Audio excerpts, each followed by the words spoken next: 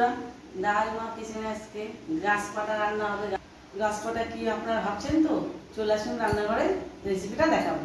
গাছ পাটা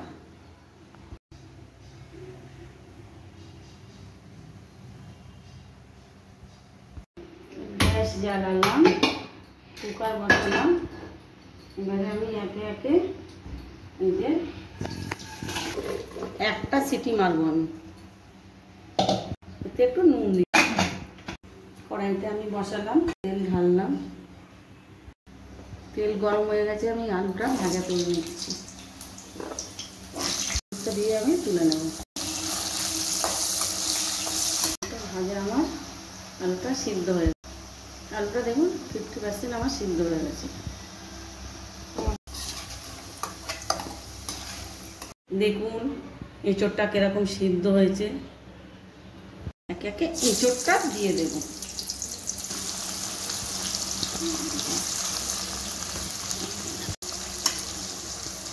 এটা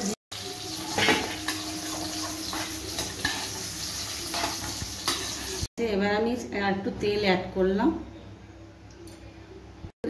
তেজপাতা, লবঙ্গ, এলাচ দিয়ে দিলাম ফোড়নে।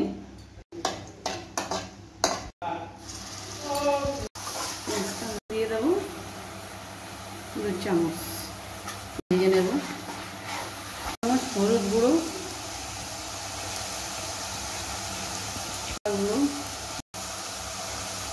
জিরে গুঁড়ো,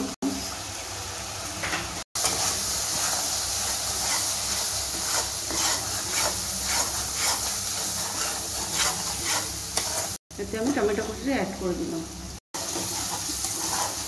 নাহলে একটু আমি জল দিয়ে দিলাম।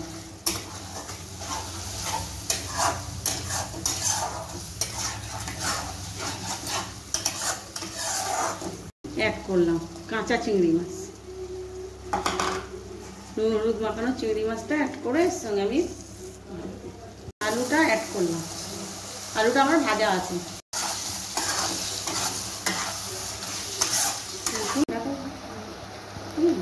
তেল ছেড়ে দিয়েছে, মশলা একদম কষানো রেডি।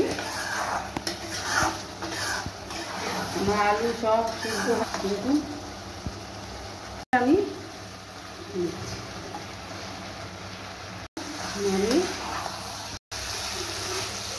সুন্দর করে আমি মাখিয়ে মশলাটা এঁচোড়ের সঙ্গে মাখিয়ে দিলাম। একদম নেড়ে চেড়ে জলটাকে আমি অ্যাড করলাম।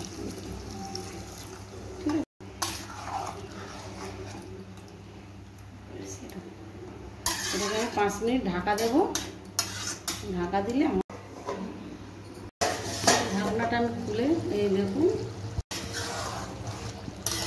রান্না রেডি।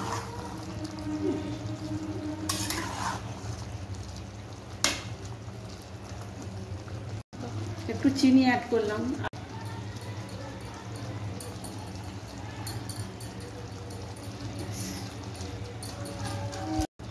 হয়ে গেছে।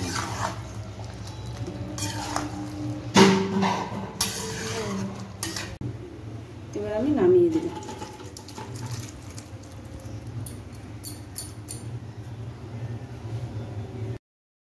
কেমন হয়েছে রান্নাটা?